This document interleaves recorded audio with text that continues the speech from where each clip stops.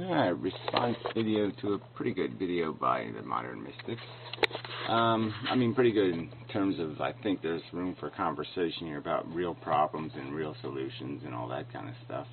Economic stuff, of course. So let's play along. Your reply to Gary, it's just stretched to this. I was trying to go for another comment on your Vlogadome website, but realised I couldn't do it, so I'm going for a small video. So the comments would have run something along the lines of, the comment I made on the website before that made for the video I might link was that you can't blame everything on the rich. Not that the rich can't be blamed. As in, if you've got a huge problem like we have at the moment, this recessionary crisis that's been going on 5 or 6 years, you can't blame it all on the rich. There's got to be other things going on. Okay. Yeah, well, I mean, I think that's just, you blame it on the rich in the sense that you're blaming it on a system that creates rich. So I'm just saying, I mean, quite obviously the problem with monarchy was obvious. And I'm just saying that in creating capitalism that's not properly regulated, I mean, I think even Adam Smith would agree, you break the capitalism. I mean, if you don't have, you know, the invisible hand you can't fix monarchy. So if you recreate monarchy in some other form, where you take the value and give it to people who don't earn it, then that's a really big problem. You want to incentivize earning the money, even if you earn it in a crooked capitalist way, but you at least earn it. You at least do something. But if the capitalism, if the ownership of equity is just bestowed permanently, yeah, well, that's a permanent problem then. That breaks the game. That breaks the, it's again, if you had analogized to any other game, any other thing in the world, driver's licenses, but baseball, cricket, if you allowed the cricket team to be defined and described by inheritance, you know, the biggest players and the highest paid players and by inheritance, you'd have a very bad game of cricket. You'd have very bad players. As in, there's nothing much different happening in capitalism now than there was 10 years ago, or 50 years ago, or 200 years ago. Well, if you would have said 30 years ago, you would have sort of been on the mark, right? Where we had a top income rate, you know, tax rate of 90%. You know, clearly the rich weren't getting richer in the 70s, in the 60s and 70s, nearly at the rate they're getting rich now. I'm not sure they weren't getting richer, but the fact was is the middle class was the thing that was booming, and they're the ones that were doing the prosperity thing, and so it was a very different equation. Wages were going up, not down. You know, people were upwardly mobile in a big way. So even you could just take that piece of the world and say it definitely was different then. Capitalism in 1970 is a lot different than capitalism in 2013 after all the rich man tax cuts. After Reagan, voodoo economics, yeah, it's a very different capitalism happening in America anyway than was happening in America in 1970. So I'll make that argument. The next argument I would make, in the broad picture, we've seen all throughout history that what capitalism does is, yes, it works until it doesn't work. It works until it creates so much debt, so much ownership, and so, you know, creates too few owners holding too many assets and too many renters. So just like you had the roaring 20s, everything looked really bright in the 20s, didn't it? Yeah, because debt was expanding exponentially. And then in the 30s it had to contract exponentially. So that's the failure of capitalism, is that it is unsustainable. There's no way to clean up the mess it makes. It makes this huge toxic dioxin waste dump of debt, unpaybackable. debt you can't resolve unless you basically enslave the population for years. Unless you create gulags, you can't resolve the debt. So it's always the brick wall it will crash into. And I would argue we're going to crash into that brick wall. The debt is unsustainable. It can't be, there's no way to resolve it without either exploiting the hell out of some labor force and forcing them to pay it, some gulag force who has to pay it through some sort of magical productivity they're going to acquire, or you have to destroy the currency. But you don't have any other options. You either destroy the currency so you can pay back the debt in money that doesn't mean anything anymore, $5 million for a loaf of bread, 30,000 rupees, right? I mean, like the rest of the world, you have to destroy. There's really not much going on that's different. So what you've got to be saying is that it was wrong 10 years ago, 50 years ago, and 200 years ago. Right. It's always wrong to run growth on a credit card, and that's all it is. I mean, I don't want to reduce it back to this stupid household analogy, but yeah, what's the difference? I guess there really isn't. I mean, it is that simple that you can seem very prosperous. You can seem like you have a lot of prosperity if you keep getting American Express cards in the mail or MasterCards, and they give you unlimited potential, and you can just put it on the credit card. But who's going to pay the credit card? Because the people who own your debt are claiming it's a real asset, that somehow that money will be paid back, and they're actually buying stock with that asset and inflating the stock market. So there's all this bad debt that'll never be real money that's being counted as real money, like it's somehow going to produce something productive into the economy to resolve itself, and it will not be resolved. And most of the money in the stock market is unresolvable debt. Most of the money in the stock market is the national debt. And I'd say, okay, yes, but... I mean, you could argue, I think it could be argued, I don't know how you think on this, but it could be argued that all the debt is in the stock market. All of it. That's why the stock market is at 15,000. That's why the Dow Jones is at 15,000. Is because we have a huge amount of debt. And as long as debt grows, the market grows. So the expansion and the growth in the stock market is only a byproduct of the fact that the country's borrowing more money. All the growth, you can go all the way back to Reagan. The huge, with the Dow at 3,000.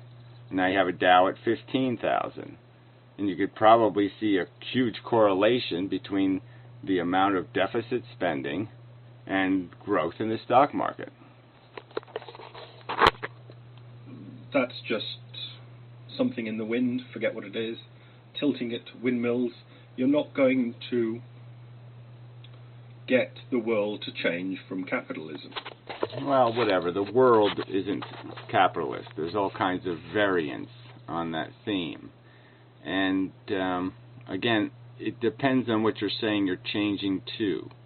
I could argue that I could make one change to capitalism, one single change tomorrow, okay, and just end inheritance, okay, over minimums.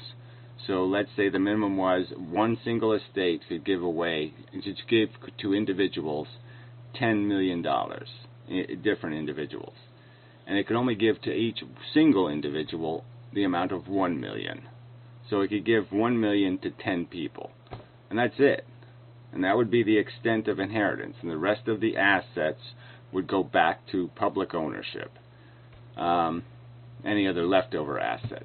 So if you were the son of a business owner, you'd have to buy the business. That's just the way it is. And if you can't buy it, then somebody who has the money to buy it will buy it. And they'll run it. Or some competing company will do the business. Or the government will sell the business. It's just that simple for its value. And the money comes into the government. So instead of taxing some poor working man for doing work, they can just take the money for needed investment from their ownership of this asset. So I'm saying that one change, in my opinion, fixes what's broken, because it ends the legacy ownership. It puts assets back on the market. It stifles inflation completely because now none of these assets can get overvalued because they're not legacy owned. And they have to be bought with income earned, not income bestowed. I mean, really, I think it's that simple. It's one single change in policy. Because that's what you're tilting at. And making a video tilting at capitalism just isn't constructive because nobody has got the brains to rip it all up and put a new version in place. Well, again, I don't think, to say it can't be, just call it tilting at windmills, all right? First you'd have to say, where's my flawed perception of the thing? Why is it why do I think it's something it's not, right? So I think that's a bogus analogy. You want to tell me that it's not possible for humans to ever understand the simple dynamic that we're playing a game like baseball, and that if you keep letting the children of the people playing the game automatically get to play the game, that the gameplay is going to degrade, and that's fundamentally unfair. Okay, I knew I was going to get an interruption. I'd be back. Yeah, it's raining outside. Yes, the morning job got rained out. So, yay, I have more time to make video. Well, a couple hours anyway. Yeah, I won't take that. I won't. Well, maybe I will make. Well, it doesn't matter. Back to it. They just haven't. So the best we can say is, or I'm going to say is, the 50s and 60s, let's say, we know that there were a particular time in the world and things had been going on and were going on, but 50s and 60s in the United States and America were not bad for the people. And the capitalism, the rich people pertained then. Right, I know. So we can say that it's not really tilting at windmills then, because those policies were created in the 40s. Let's say the New Deal created the impetus for this stuff, the invention of the income tax in the 40s. Different circumstances that changed how we invested in the people. Now, yes, the psychology of the people degraded for whatever reason. I mean, I lived through the 70s, and I truly don't understand the transition from 1969 to 1980. I mean, those 11 years are scary years. I don't know whether it's like some sort of, maybe John Travolta is the Antichrist or something. I don't know what happened, but it's bizarre is all I can say. It's just bizarre what happened in terms of a mindset. And I'm just saying, whatever happened then, we just have to make sure we can do the opposite of that. I don't know if that's possible, but yeah, we need the opposite really, really, really, really, really, really, really, really, really bad. But I'm just going to argue, you're saying it's tilting at windmills, yet you acknowledge that public policy was very different in those decades. Mindset of people was very different. And so somehow these migrations in public sentiment can take place. And so I guess I'm just arguing that it doesn't seem all that preposterous to speculate that we can migrate perspective and go back to rational policies that are in the benefit of human beings and not policies that are in the benefit of criminals. And that's what most capitalists have become. So what I'm saying is, what are you getting at? Is it that it was wrong 10 years ago, 50 years ago, and 200 years ago? Or are you on that it is even more particularly wrong now? Yeah, well, I mean, I think it's obvious. I'm saying it can be degrees of wrong. But going back to the flywheel analogy, yeah, I'm saying that mechanically it's a system.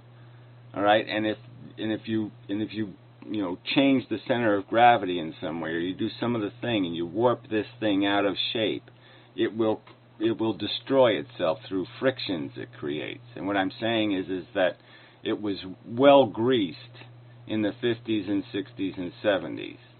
It was well greased because there was a mechanism, okay, that kept the wealth under control, that prevented the creation of billionaires and all that kind of stuff. There was a mechanism that stopped assets from being legacy assets. All right, and without that mechanism, all right, and workers were truly incentivized. There was huge incentive to improve yourself, to get a college education. All that stuff had gigantic incentives, and those gigantic incentives no longer even exist. So it's just marginal.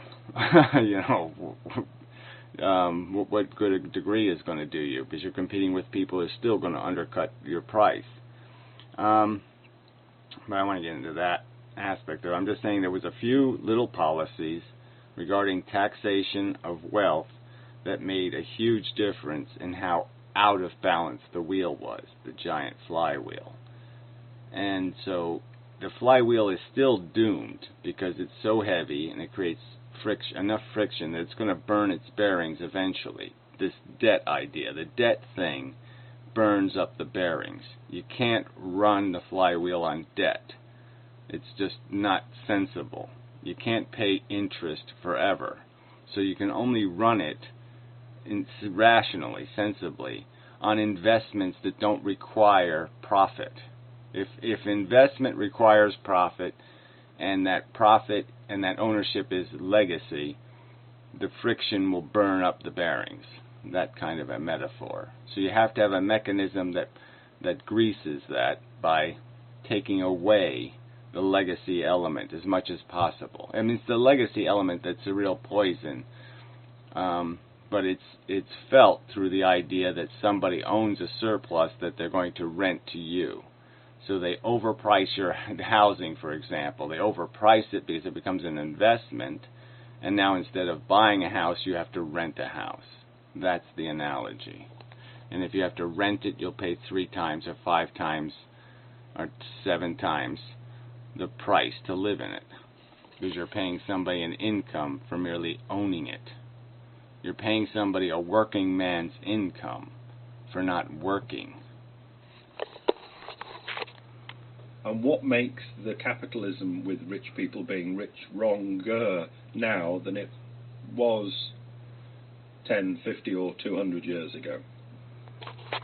Okay, so again, I'll just point out that we already know that there was different proportions of rich man. The rich were less rich because of policy. So again, these different points in history were different points in history. There were different policies in place, and the wheel ran differently because of those policies. So that's a difference. But again, I will argue that this overall idea of owners, legacy owners, perpetual ownership, is toxic economically. Workers are the value. Consumers are the instrument. And you could say that the workers are the wood of the violin, and the consumers are the strings, and the people playing it are the capitalists, and they're playing a bad tune on a good instrument. Because nobody really can discuss it unless they know what you're on about. And so again, I think I have pointed out what I'm on about. What I'm on about is the waste.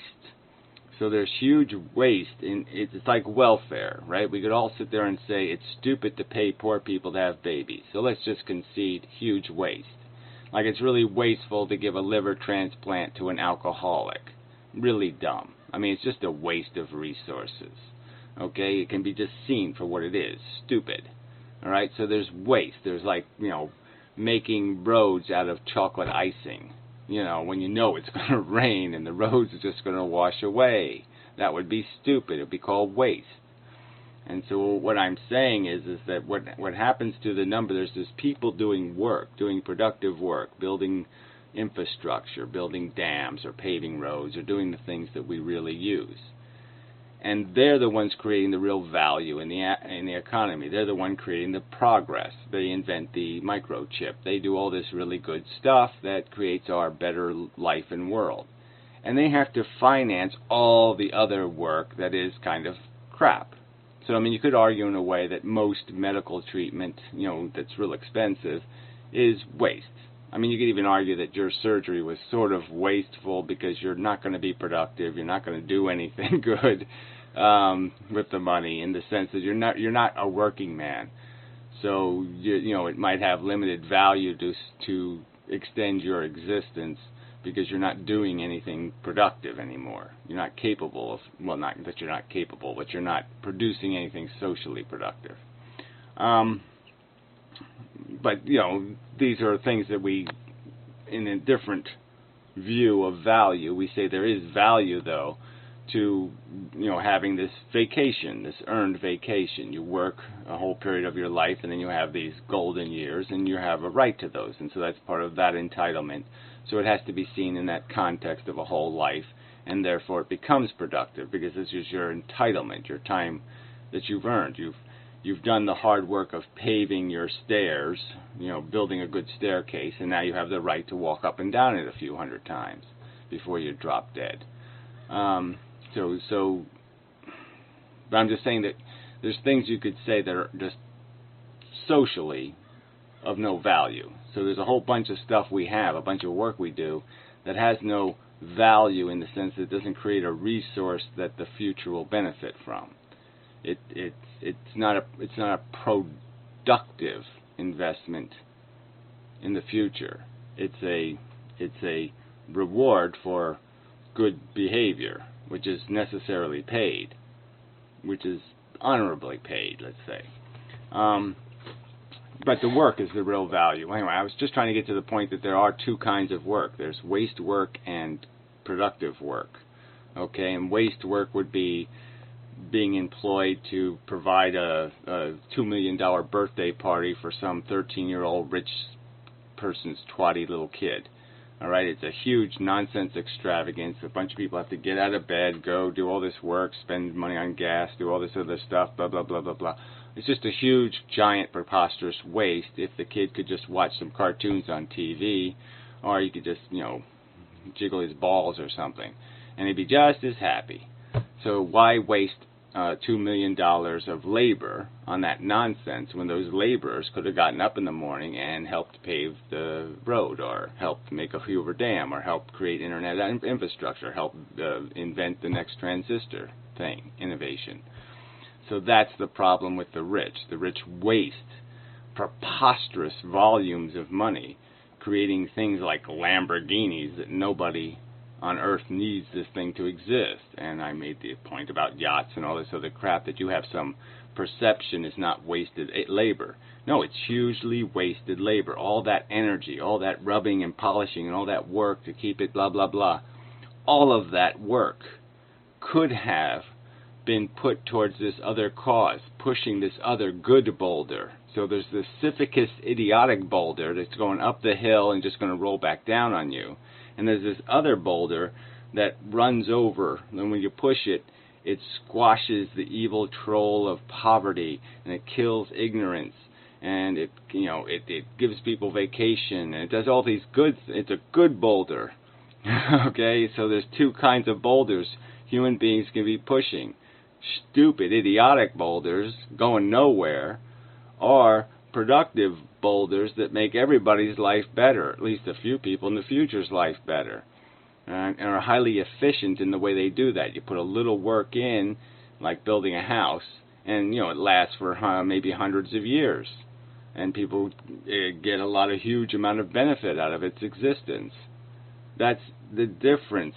Birthday party versus house. Two different things, two hugely different in terms of their productivity and how they enrich all of us. We all are richer by having these assets to be abundant and to be available to us. And we're all made poorer when people have to get up and go to work to, spend a day working to make one idiot happy doing nonsense, where it's just burned into the atmosphere. You just burn it. It's like burning the money. You're burning the labor. And there's just I'm sorry, for you not to be able to concede that there's a difference between productive work and unproductive work, socially productive and socially unproductive. high margin of benefit versus very, very thin margin of benefit. There are huge differences, and the wealthy are extensively, 99.99% waste work they produce in terms of their personal squander. And then again, I'm going to argue in terms of the way they invest capital, it's almost as bad in that they invest their capital in the businesses that are running the crappiest margins in terms of human benefit. They're benefit to the owners, not benefit to the consumers or the workers. And that's how, that's the definition of their evil. Sorry, but it's just that clear. When it comes to the rich, it's the rich are a result of capitalism. Capitalism is analogy. I can only see a bad analogy, but we'll see. All right, so we're already going to be in trouble. Just saying capitalism. It's always so dangerous because capitalism does not have to mean. Capitalism can just mean incentive economics, substantially liberal economics. You can make capitalism into fundamentally different things by just making these tiny changes to it. So again, if you take out the legacy part of capitalism, huge benefit, huge giant transition in terms of the effect on the economic system, on the even like the William Randolph Hearst example would be meaningless if what Hearst created, the business empire, his personal empire, the state of California did eventually acquire, but and should just sell it, but they didn't. But whatever. The point is those assets, those resources, do go back into the market. They would just flow back into the market, and what didn't happen is the business assets didn't do that. So my point was. But the point is that this is nothing. The capitalism without a restriction on the legacy part is monarchy in essence. So that's the comparison. So if monarchs had to earn their status as king, it wasn't by birthright, but it was by leadership challenge. The monarchs would have been people of very different character than they were. And the idea of the personal ownership, that the king's empire was his property, that the lords owned the serfs, is very different than a system that would be reversed in terms of the controlling elements would just be things we hire, not things that own us. But the incentives could all still exist. The incentives to improve yourself, to get to different positions in the system could still exist. And you'd have rewards, for that difference. The capitalism, you can't do this dichotomy thing where the opposite of, or the non-capitalism is automatically doctors getting paid $10 an hour. That's not the only alternative to capitalism. How it goes. For, let's say, the policymakers, more the government or whatever, capitalism is very powerful because it gets everybody out of bed, basically. And the government don't have to get everybody out of bed, because they have to get out of bed or they don't earn the money. And everyone knows that they've got desires to own cars and women and all sorts of things. So yeah, I know, but we know that that's not what's really driving people now. It's more of a desperation race. So we know that people in this country are saying, no, thank you, I'd rather be a criminal. So that's why we have 2 million people in jail. And they're also saying, just fuck you. They'll run their own legs over in the driveway or something. To get on disability or whatever, or something, just because, a life of living on $10 an hour is no life at all. You might as well go to jail, because you're not even going to pay the rent on that salary. You're not going to pay rent anywhere you want to live. So we import people. And what do we import? We import people. We're basically just sending the money home. So they're not living a better life. They're not living some aggrandized notions. They're just doing it out of desperation. You know, I'll sacrifice myself to the monster, and you know, it'll spit a few golden eggs to my family and take care of them. And that's nothing to live for. They get out of bed and do the work. And the way capitalism is set up, it's quite cruel. It really forces, it squeezes, and it really rolls on forward, and devil take the hindmost. It's kind of a self-propelling way of doing things. Yeah, it's a whip, and I'm not going to disagree that you get more work out of people with whips. It's hard to create incentives, enough incentives to drive people to do some of the things that we are necessarily living off of. You know, like, I'm not going in the coal mine in China. No way, you get me in there.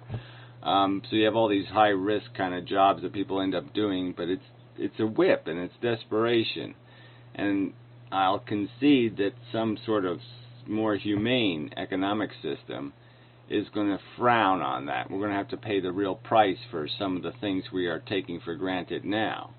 But I'd also argue that the other side of that equation is that there'll be so much more capital available, incentive capital, to reward people for advancing themselves into some sort of skill set, that the advantages will outweigh the disadvantages. The fact that you'll have to pay unskilled laborers more will be compensated by the fact that people will have substantial incentives in terms of like a doubling of their lifestyle or tripling to acquire skills and you know, to put in the extra hours. So, but yeah, I just don't. You're correct that it's not going to be as efficient as capitalism in the raw number of hours it'll get out of people. But I guess the other thing I would argue is the capitalist system has so much chicanery built into it, and fraud, and nonsense, and manipulations. You know, spending millions of dollars to design Coke labels and all the marketing. I mean, just think of the marketing cost. If we could cut marketing out of the game, every product would be 20% less, 30% less. I mean, there'd be real value, and we'd have all these extra laborers. Just imagine all the labor that's owned by marketing. All that labor could be put to some good purpose, to engineering good things, building good things, creating good things. So again, I'm still going to say I'm going to wipe the floor with capitalism if given a chance to do it, with just a minorly controlled system, controlled only at the top and the bottom, and leave the middle alone. It's nasty, but it works. It's like taking 3 or 4 tigers for a walk down Central Avenue or something. You've really got to keep hold of them and make sure you know what each one's doing, but that's power that you've got. Yeah, but that's a bad analogy. Because tigers are beautiful and efficient and productive and all that kind of stuff. They're highly constructed, engineered by evolution. And capitalism is not well engineered. It's sloppy and chaotic, and it's just thrown out there as this silly idea. Let your greed be your guide.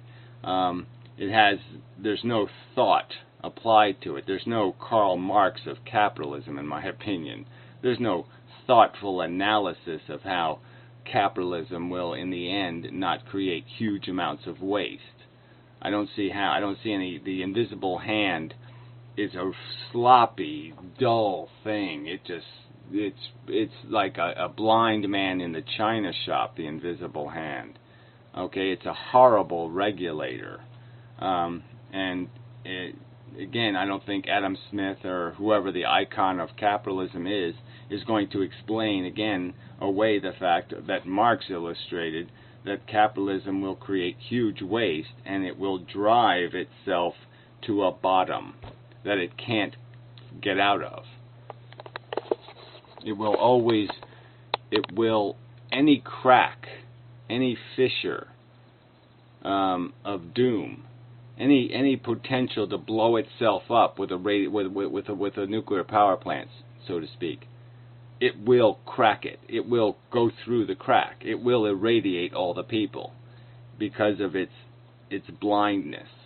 The invisible hand is blind, and all it sees is money, and all it's engineered to do is feed on greed. And unregulated, okay, it would kill us.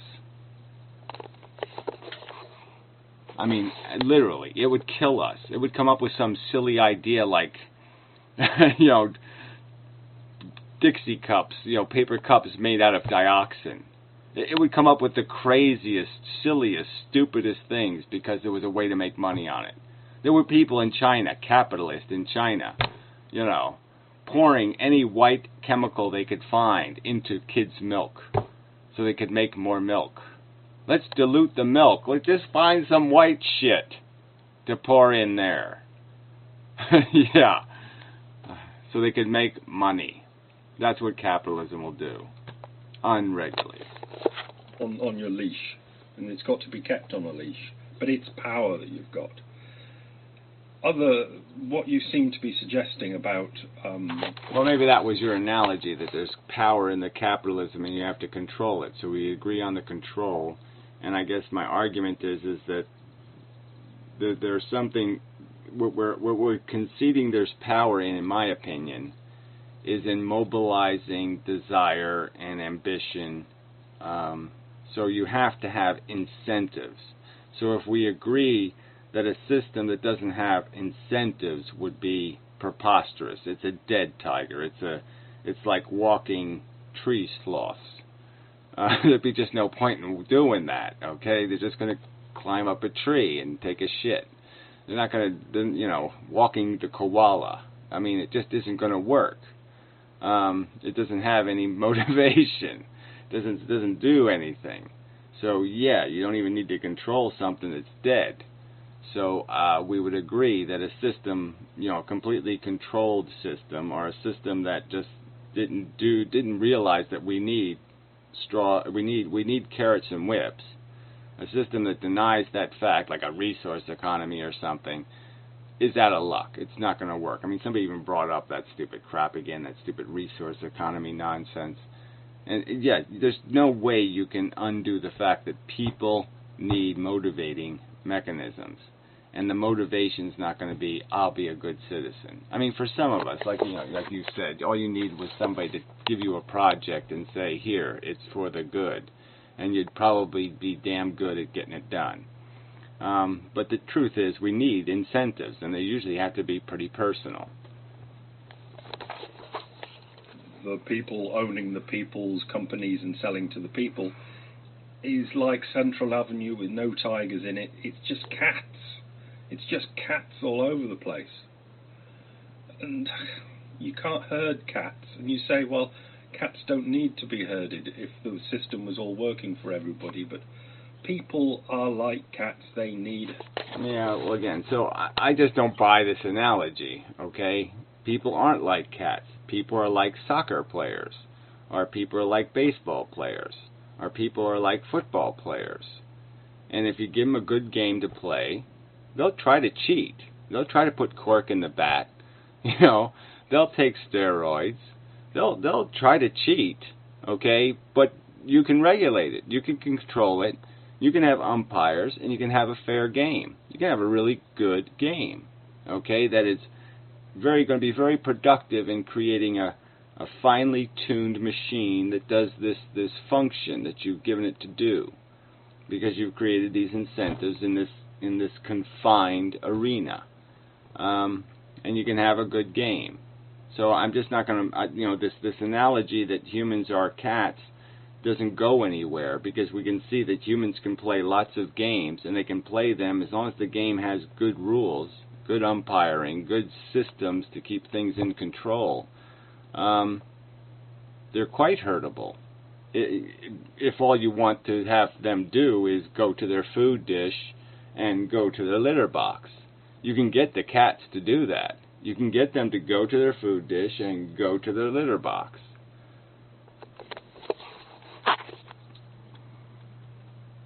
Erding. Okay, here's another thing. I'll finish on this. Your interactions with people on the YouTubes and Vlogodome, etc., over the last 5 years, how many people would you want working in your system? They would be the system, people that would be working in the system. They would be the consumers, the workers, the managers, everything. They are it. Yeah, I don't think that's actually true, to tell you the truth. I'm starting to realize that YouTube is a special breed of fuckwit. These anonymous YouTubers anyway, these little trolly commenting jackasses, who tell other people that they're living in their mother's basement while they're living in their mother's basement. I mean, the ironies are hilarious. So yeah, it's a special breed of human that's doing this, that has the time to do this, that isn't too distracted watching all of its, stories on TV, all the bullshit shows and the cotton candy, the candy that's on TV, it's not real brain food. And obviously it's it's kind of almost a weird psychiatric disorder that we have, where we find this intensely more interesting than any of the crap on TV. I mean, they're not even coming close to having something called a real conversation. Even, the Snooty and Hootie on the Snooty and Hootie shows aren't even coming close to the realness of these conversations. But that's a side issue. I understand your real point, which is that most humans are assholes and son of a bitches and bastards and fuckers. And I'm just saying, though, is that you can still have them in playing a good game. All you have to do is make sure you just create umpires that are reliable and, a set of rules that are difficult to fuck with. The system. They would be your system. People are rubbish, absolutely rubbish. It needs a monster-crushing system to keep them in line. And capitalism is that monster-crushing system. No, I really no. You just don't need it. You don't need Rothschild and Kennedy and Rockefeller and Getty and Global and Boble and you don't need all of those assholes with their silly ambitions to make our lives work in terms of some sort of industrial production and all that stuff. So I just don't buy that argument. You don't need the legacy part of it, is all I'm saying. You might need the first one. You might need the Hearst, but you don't need the legacy ownership that came after that. And there are a price that has to be paid. There are an awful lot of prices that have got to be paid, but it's the system that works when people are as stupid as they are. Yeah. Well, again, there's lots of systems that could work, and again, the only thing you're trying to do is create a balance between consumers and workers. You're trying to give consumers their best deal and try to give the workers their best deal. Those are the two entities that should be negotiating a fair contract with each other. The contract shouldn't be dictated by this third party called the non-productive owner, who's going to fiddle with the game between consumers and producers and just engineer a bigger cut of the pie for itself. That's totally wasteful, totally unproductive, totally unnecessary. It doesn't have anything to do with the incentives, the crassness, or any of the other stuff. See, the cat knows. It goes outside to, take a dump. So it did its feeding, it did its sleeping, it did its go out and poop. So I pretty much herded it. It keeps them in line. I kept it in line. It's not nice, but it keeps them in line. Again, throw you back once more Do you think you could get a system to work with all the YouTubers that you've interacted with over the last 5 years? Yeah, I don't, again, it's not that difficult. Work is not that complicated an idea. You pay people to do productive work. The more productive the work, the more you get paid. Okay? That's it. And you just get rid of this idea of owner. You have managers that are workers that get paid a salary, and you have workers, and you have consumers. And you don't bother with the owner. Be honest. It needs a system to keep a poker up everyone's ass. It's not... And like I said, the system to keep the poker up everyone's ass is the system that all of us I'm already willing to poke somebody, okay, when I'm consuming their product. I'm going to, when it's their turn to produce for me, I'm going to be pretty, fuck you, you got to do a little more work for your money, okay? I mean, let's say I called a hooker, and I was going to pay her $100, I'm going to make sure I get $100 worth. I'm a consumer. I'm going to force her to do a little work for it, maybe, unless she's incredibly charming. But whatever. I mean, that's all we need. All we need is the energy, the personal incentives we have when we're consumers, and the personal incentives we have when we're workers. And we'll fully be able to negotiate our contracts, because we're going to have to give in rationally. We're going to know that, I can't fuck him over, because then he's going to fuck me over. Nice, but people are they're like cats. You can't have a system that isn't crushingly keeping people in line. Well, like I said, the inline thing I don't think is hard to do at all. You can have a fair set of good rules, a good set of umpires, and play the goddamn game. Not that complicated. So I don't buy that argument at all. And the only thing that stands in the way is the propaganda war. Yeah. The propaganda is heavy out there in the world. This dichotomy between the right of capitalism and the wrong of communism is just killing the conversation. People don't want to know anything about these dynamics, about ownership and all the rest of this stuff, so it just doesn't, it's a very difficult sell, I'll concede. But what I'm saying is, if I was given a trial, a chance, I could demonstrate it. I could prove it. What the hell would be calling me now? Alright. Somebody with Y-Link, a wireless technology company. Yeah, trying to sell me a wireless technology company.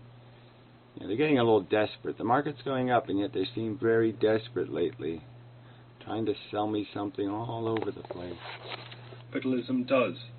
They'd be like cats. It'd be a disaster. Says you. Like I said, I just love the chance to prove you so frickin' wrong. Because I can do it. No problem. This isn't that difficult. Designing a board game, a fair board game that can be played by conniving, weaselly people, yeah, I can do it. Because of the way people are. There'd be you in the system, and there'd be me in the system. And we think we're quite good. Or I wouldn't like a system with me in it. Or you, for that matter. And all the rest of them. Well, okay, so that's some kind of concession. I mean, you say one thing in the video before, like, yeah, you give me a project and a reason to think it's a good project, and I go all the way. Well, I'm just saying, I mean, I wouldn't mind me in the system. I know my intents are honorable and decent, and I'll do my job and all that kind of crap, and do my duty, and do the whole Boy Scouty little thing, except for the God crap, and, I'll call my mother a cunt now and then. But whatever. So I just call bullshit. And I think most workers would want to play the game in a better environment, would want a fair bat in their hand and a fair chance to swing at a pitch. They're getting totally gamed, and they know it. And I think they'd love the chance to take a real swing at a real fence. Imagine what it'd be like. They're representative of the people out there. No, thank you. It needs something to keep the whip on them. The people need whipping. I'm not saying it's good, I'm not saying I like it, but having a system of cats wandering all over the place... Well, again, so that's not the argument. I'm not advocating for anarchy, so that's bullshit, and I just think it's just obvious. Yes, I'm saying there should be whips, but there should be carrots. This is what you do, you know, both methods are valid, and if you can do the whole thing with carrots, that would kick ass. I mean, obviously there has to be whip, but if you can do it all with carrots, do it with carrots. I mean, there are ways to do these things with carrots. I mean, even like a lottery is sort of a carrot system. It's a carrot way to seduce people out of their money, to pay more taxes. Here, pay some taxes. Here's a carrot. We're gonna give you hope, okay? And look at it, they totally game them. It's all made out of carrots, and people are totally gamed by it. Okay, they're totally enslaved by it, which is so funny. I mean, their lives are ruined by it. It's just a huge, giant tax, and they think they're getting something good, that they're exercising some wonderful, joyful freedom, while they're getting the fucking shit pulled out, their pants pulled off. I mean, they're just totally ripped off, and they don't even know it, and it was all done with carrots. I don't think I'd like that either. Okay, then. So, all right. Look, we know it's about you, so that's what it comes down to. But I'd say part of your argument is, yeah, it's just you don't think it can be done. You're just seeing windmill. I'm saying no. This is the game here. We can fix this thing. It's not just some tattery old piece of crap windmill. This is a freaking thing fly to the moon. All we gotta do is charge it, stop it, and then all we do is like put an aspirin in the corner there, drop a couple of aspirins into it, and it turns into, like, 3D hologram projector vision super screen phantasmagorical greatness stuff. I mean, it's this is a win that's just sitting there. All we gotta do is charge the damn thing. All we gotta do is do it, and we can have it. And nobody wants to prove it. Nobody wants to allow the experiment to prove it, but it will win. It'll be all win. But we just gotta let go of this historical notion of birthright. Gotta let go of nepotism. You gotta think in terms of bigger human picture. Okay, we're human beings. We're all players. We gotta think about being fair to each other. Minor squabble should be the only kind of squabble. Like the big home run hitter might be saying, well, how come that guy who only comes in for like 10 seconds to throw a couple of pitches, that relief pitchery guy, how come he's getting the same size locker as me? I'm cool. He sucks. Yeah, so that kind of shit is okay. But what we have now is preposterous destruction of the value of labor by greedy motherfuckers who aren't thinking of the team at all. They don't give a fuck about playing the game, winning the World Series. That's not their goal. They just want their paycheck. And that sucks.